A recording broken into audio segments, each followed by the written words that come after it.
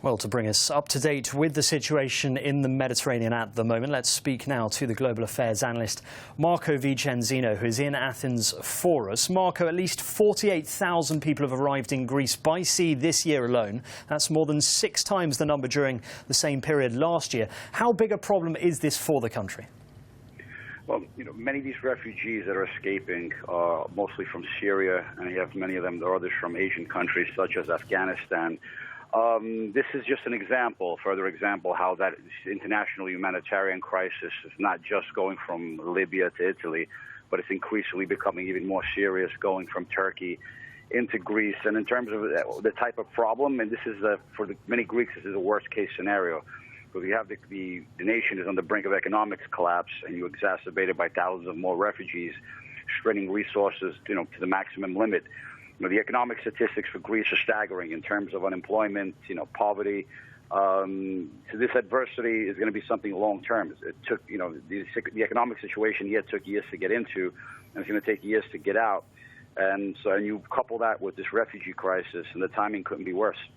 Yeah, absolutely. It's an easy thing to forget that they do cost a lot of money to try and keep all these people and not to have a humanitarian crisis on your hands. What do people then think should happen to the migrants once they've arrived in Greece? Because on some islands, there's a big split between those who think they should be sent back and those who think they should be allowed to stay. This refugee crisis continues in the coming weeks and months. Many of these places around in the Mediterranean country, on Europe's southern flank, Spain, Italy, Malta, Greece, there's a lot of generosity that's been shown in welcoming these people. But as time goes by, there's probably going to be more and more local reactions, mostly attributed to that, that scarcity of resources. But overall, this question is going to be largely determined. The question you ask will be largely determined by international law. Once the refugees arrive, it's largely the responsibility of the state of arrival to provide. Obviously, the refugee crisis in Italy, going from Italy to Libya, has dominated headlines for the last few months. But the Greek side of the refugee crisis has received limited immediate attention. But as the weeks go by, we'll see a lot more. As far as the Italian side of the crisis unfolded, the continuing debate in Europe is burden sharing, and Greece is one of those countries receiving these people, and they're part of that debate. Italy, Spain, Greece, Malta, they're requesting more burden sharing from other European partners, but so far there really hasn't been much done apart from proposals. There's still not much concrete action left. Yeah, Marco, most of these migrants seem to be coming from the Turkish coasts. Is there a sense in Greece that the Turkish authorities should be doing more to stop them? You always get that. More can always be done no matter what. But one needs to also take into account, the context of the other side of the Turkish debate. Turkey is currently hosting over 2 million Syrian refugees since the war began in 2011. The bottom line is that Turkey has been one of the most generous countries in the Syrian conflict. Plus, Turkey itself is a massive country, and many of the refugees are being exploited by smugglers who move freely around the country.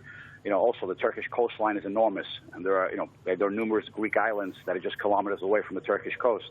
So you're looking at Turkey's southern and western coastline, bordering several Greek islands like Lesbos, Samos, Kos, Chios, and it's also important to take into account part of the land border that Turkey shares with Greece in the north, and primarily speaking about a river that divides the two countries, which traditionally there's been a lot of refugees coming across. So in other words, the challenges Turkey is facing in trying to host and control the flow of over 2 million refugees is quite overwhelming for them also. Yeah, and I guess as long as there's great demand, which there appears to be at the moment, there will always be supply in terms of the people traffickers trying to get them over there. Until we see conditions improving in countries like Syria, where these people are escaping from, are we likely to see, Marco, ever-increasing numbers of migrants going to places like Greece and Italy? Yes, and once again, the key countries on Europe's southern flank, also in addition to Greece and Italy, also talk about Malta and Spain. Yes, it will increase.